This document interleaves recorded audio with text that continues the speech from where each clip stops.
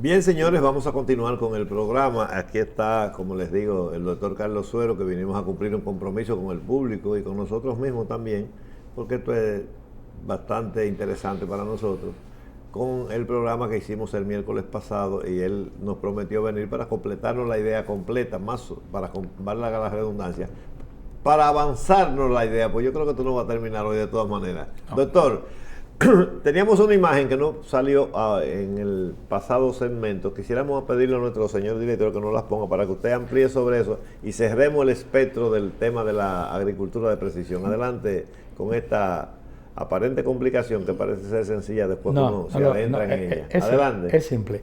El archivo que genera el equipo del sensor con el tractor y el sistema satelital genera el archivo que está en la izquierda, que es un archivo que tiene 5 informaciones: latitud, longitud, ubicación y la electroconductividad del suelo a 30 centímetros y a 90, 0,30 y 0,90.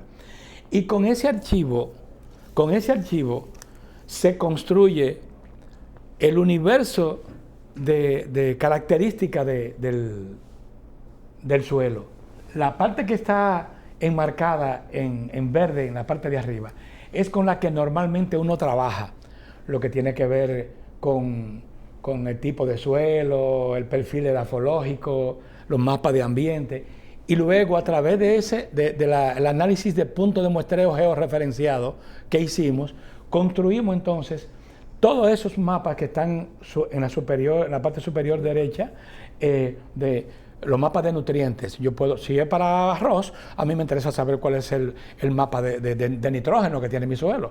Pero si voy a producir banano, lo que me interesa es el de potasio. Y si fuera maíz, fuera el de fósforo, por ejemplo.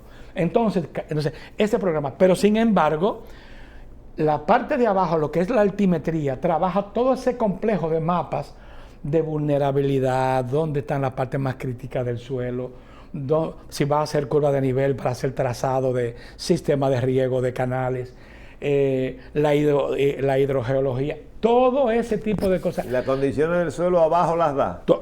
No me da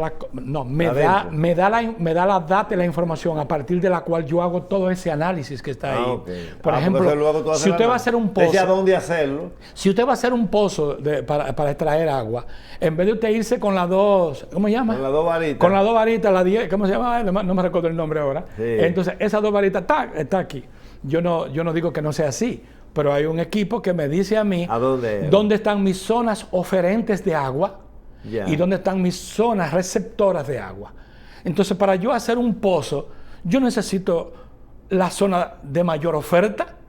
Claro. Y para eso yo tengo que estudiar todo el terreno. Entonces, ¿y eso se lo da? Me da la base para el estudio. Okay. Entonces, y esa base para el estudio para ser preciso, donde usted va a buscar a medir todo. Lo que sea. Y me dice la profundidad de mi suelo. Yo hago una calicata y establezco cuál es el espesor de mi horizonte productivo y qué es lo que hay después de él y qué tan conflictivo y qué tan riesgoso es, para que no me pase como los cítricos del este, que estuvieron bien hasta que pasó la capa esencial y luego se encontró con la arcilla expansiva morilonítica y donde no sobrevive nadie ahí. Entonces, un cultivo que estaba llamado a durar 15 años. Nadie que sea de la familia cítrica. A los 5 ya usted está eliminando la plantación porque su vida útil se agotó por falta de un estudio más profundo. Exacto. Por ejemplo, ¿qué hacemos aquí? Aquí hacemos nivelación de suelo, buscando que una eficiencia en el aprovechamiento de la lámina de agua, porque tenemos escasez en algunos ramales de riego. Pero ¿qué sucede con eso? Que estamos cortando horizontes sin saber qué profundidad tiene ese horizonte. Usted no sabe si usted tiene 20 centímetros nada más o 10 y está cortando 12 de los 10. Lo que significa que está llevándose todo eso. Y pasó en algunas zonas aquí en el país donde se hicieron cortes al terreno donde hay un eficiente uso de la lámina de agua, pero te comprometió la capacidad productiva del suelo, porque lo que hace productivo al suelo, el agua es un factor importante, pero el suelo es el factor principal que lo hace así. Y para usted recuperar eso, son cientos de años para recuperar un centímetro de suelo. Vegetal. Entonces usted tiene problemas. O sea, haciendo nivelación. En mi pueblo pasó algo parecido, siendo breve, porque cuando llegó la moda de la mecanización, pero estoy hablando hace décadas, y entonces vinieron unos arados de vertedero, lo ponían en exhibición allá, y después descubrimos que con el buey lo que hacíamos, que era la capa vegetal de la mayoría de la tierra de Moca, no pasa de 8 o 10 pulgadas. Es una tierra muy fértil, pero todo ese humus, esos banquitos de humus que hay ahí. El volteo. Hizo un volteo. Si tú le haces un arado de vertedera o le metes un disco profundo, sale la tierra amarilla de inmediato. Como usted de Moca le pasó esa masa calcárea de abajo a la parte de arriba. Exacto. Pues entonces, hoy día, usted no se justifica hacer la nivelación de un suelo sin un estudio previo que me diga a mí dónde están en esos ambientes las profundidades de esas capas, para decir, no, en esta área roja, por ejemplo, según el mapa, lo que yo debo hacer es un movimiento en terrazas no mayor de tanto, para que si es arroz, mantener esa capa de esos 10 centímetros intactas. Exactamente. Para decirlo en un lenguaje. Pero si fuera frutal, usted ver cuáles son las limitaciones del sistema. Mucha gente sembró mucho limón allá en Moca y le fue muy mal por esa misma razón de entonces, lo que usted mencionaba la experiencia del este. Y que un arroz, usted no necesita más de 15 o 20 centímetros, sí, pero un frutal, usted con un sistema radicular pivotante, de esos típicos que mete una cofia allá abajo. Eso es... Por razones técnicas y hasta artísticas, porque dice un poeta que lo que el árbol tiene de florido lo vive de lo que tiene sepultado. Wow. Sí, lo que está abajo parece un árbol si se invirtiera el sistema radicular. Entonces, ¿qué tenemos aquí, señor Santos? La necesidad de ser un poco más tecnológico porque estamos hablando del suelo. El responsable, según Marx, dijo que los 3 factores de capital, los factores de la producción era tierra, trabajo y capital, ¿verdad? Sí. Y recursos. Pero luego se le añadió un cuarto en el tiempo, que era el tecnológico. Sí, eso siempre nos ha preocupado y esa es la razón por la que nosotros le pedimos a usted que viniera a darnos más de un programa en eso. Yo sé que usted tiene mucho tiempo ocupado, que no iba a poder venir y como le prometimos al público que íbamos a completar la idea y ahora quisiéramos también en esta parte final hacerle alguna pregunta con respecto a cuál es su opinión y queremos hacer también un comentario en el sentido de que nuestra inquietud no va dirigida a fortalecer ni a disminuir, sino a contribuir en todo lo que pudiera ser las políticas. A mí no me gusta el tema para políticas públicas, las políticas de desarrollo que debiera adoptar el país. Que son públicas. Que son públicas y son privadas también, porque hay cultivos que van de la mano con el gobierno y hay otros que no van tan de la mano porque son tan rentables que la iniciativa privada se faja a hacer sus cosas para producir rápido y mucho. Como la caña. Sí, exacto. Y son más sencillos. Los problemas son más simples, pero en el tema de un producto como el arroz o como el cacao, productos como ahora que han tomado precio, que ya lo habían prácticamente en vía de desaparición, tenemos que tomar en cuenta todos esos factores. Entonces, una de las cosas que hago énfasis y que me ha llamado más la atención de su participación es el tema de lo que tenemos que hacer para preparar el personal, porque es por donde hay que comenzar. Eso me ha marcado mucho, entonces yo quiero que usted insista un poquito sobre eso, a ver por dónde pudiéramos comenzar con ese tema. Bueno, como digo, cuando usted hace un análisis de un conjunto que está integrado por distintos componentes, usted tiende a buscar las partes críticas, porque esas son las que un carro puede conducir, puede moverse sin una puerta, sin el baúl, puede moverse sin un cristal. Lo que vas a ir es incómodo y con cierto nivel de riesgo, pero no podrá moverse sin el motor. Sí. No se podrá moverse si le falta un neumático. Y si el conductor no sabe conducir. Entonces, el asunto es que cuando usted analice el concepto y busca sus componentes, tiene que jerarquizar. Los conductores son los técnicos. Tiene que jerarquizar. Entonces, en este caso, los técnicos que van a estar a cargo de ese programa son el motor, ni siquiera es el neumático, porque hay neumáticos que son para repuesto y le dan para llegar a un sitio, pero el motor es que no lo lleva a 1 milímetro de distancia. ¿Esos técnicos los tenemos? No, no los tenemos, pero los podemos tener. Lo podemos tener porque hay que partir de un perfil base, porque implica una multidisciplina del conocimiento, porque ya no es un agrónomo solamente. Ahora es un agrónomo con informática, con TICs, conocimiento de la informática, de la programación. Es un individuo con un criterio de gestión y de logística, que para poder interconectar los elementos básicos que usted vio ahí. El tractorista de Oliverio Espaillat, se llama Cristian, muchacho muy inteligente. Después de 3 o 4 vueltas yo lo dejé solo en el tractor haciendo ese levantamiento. Ya él podía hacerlo. Entonces, así como él... Hay que preparar como cuánto así. Deben haber muchos.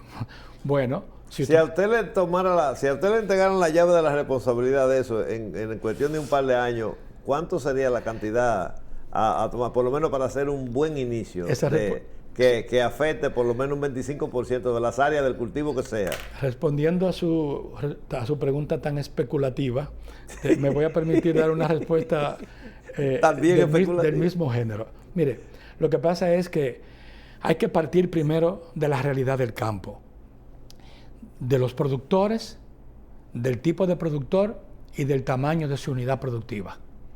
Por ahí es que se arranca. Porque puede haber uno inmensamente grande, pero sin ninguna receptividad para hacer el cambio, porque es el jefe de su finca. Ese es desde el punto de vista de la voluntad de la adopción. Exacto. Estoy hablando desde el punto de vista de la logística, de la implementación y de la probabilidad. Entonces, parto del productor y su tamaño de unidad productiva. Ese tamaño de unidad productiva es una limitante para un tipo de tecnología. Por lo tanto, hay que saber escoger la tecnología porque va en correspondencia con ese tamaño de esa unidad. Entonces, usted no puede meter una sembradora de dosis variable cuya área de maniobra es mayor que la que tiene en ciertas partes de la parcela.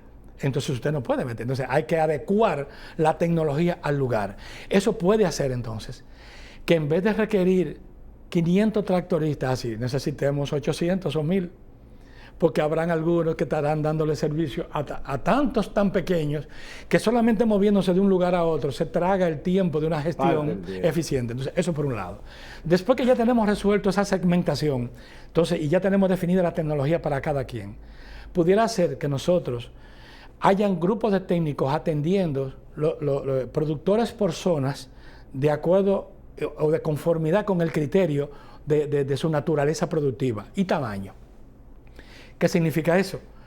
Que un agricultor pudiera estar, un técnico especializado pudiera estar cubriendo a 10 productores mensuales, encargado de esos 10, para esa adopción tecnológica.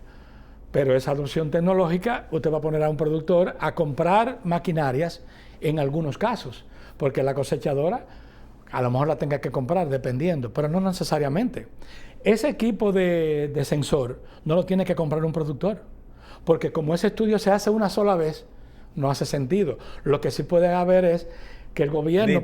Ni hace sentido comprar demasiado equipo. Lo que puede hacer el gobierno es propiciar un emprendedurismo desde el punto de vista de empresas de servicios que ofrezcan esos estudios y que no carguen sobre el productor. Exactamente. Y ya hay una empresa, o 2 empresas, o 3 empresas, 5 empresas que hacen, que ofertan ese escaneo de estudio de suelo. Pero puede ser que hayan otras, como en Argentina y en Brasil, que tienen 20, de hecho, 30... aquí en el país hay alguna empresa que hace eso. Puede ser que en otros países que hayan 20 o 30 maquinarias cosechadoras, un individuo que tenga 20 o 30 cosechadoras y lo único que se dedica es a dar servicio de recolección. Y se lo hace así por ambiente. Nada más que cargarle ese mapa que usted vio ahí y luego le dice a dónde carga. Pero también de fertilización. En la fertilización yo pongo que es una dosis para este ambiente, una para aquel, Y lo que hace el plato es que cuando siente por el mapa georreferenciado qué pasó del ambiente 1 al ambiente 2 con dosis diferentes, va más lento. lo que hace es que cambia y ajusta la rotación, la revolución en función de la dosis. Entonces aplica lo que es en cada lugar, claro, sin claro. que sea un haitiano. Por ejemplo, eso es agropecuaria, eso es agricultura de precisión. Eso es lo que llaman precisión. Entonces, que es un conjunto de cosas, todas tienen que ser precisas. Y que cuando usted tenga el punto rojo del problema, cuando vaya con el dron a hacer la aplicación, se enfoque en ese elemento focalizado de problema. No tiene que aplicarle a la finca completa, porque no es racional hacer eso. Entonces, preparar los técnicos y armar ese muñeco orientado a ese propósito es con lo que hay que empezar ya, desde antes de ayer. Bueno, gracias por estar aquí. Yo le voy a dejar en el tintero una sola pregunta, porque en el interés de poder seguir el contacto con usted, que usted me diga si todos los elementos que usted describe y que usted tiene en su cabeza, que no lo vamos a poner hoy, se lograran, ¿qué podemos hacer con algunos cultivos? Que se lo diré luego fuera del aire, de aquí a los próximos 2 años y medio, más o menos. Así que lo vamos a dejar en el tintero eso. Gracias por estar con nosotros, gracias por venir a completar este trayecto.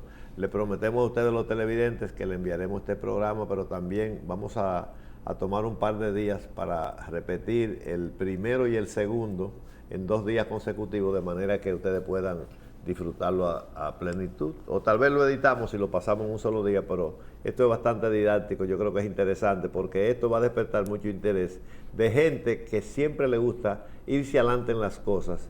Y aquí hay unos productores que son muy progresistas, que entonces pueden buscar la consulta con las personas que consideren, porque tampoco estamos haciendo una propaganda aquí de eso, porque no lo necesitamos en ese sentido. O sea, estamos prestos a darle el servicio a quien lo requiera, de manera gratuita, y de manera pagada le estamos dispuestos a ponerlo en contacto con la gente que lo puede orientar. Así es que gracias por su atención, señores. Será hasta el próximo programa. Mañana estaremos aquí de nuevo ya con otros temas que tienen que ver con el acontecer nacional, agropecuario, quizás.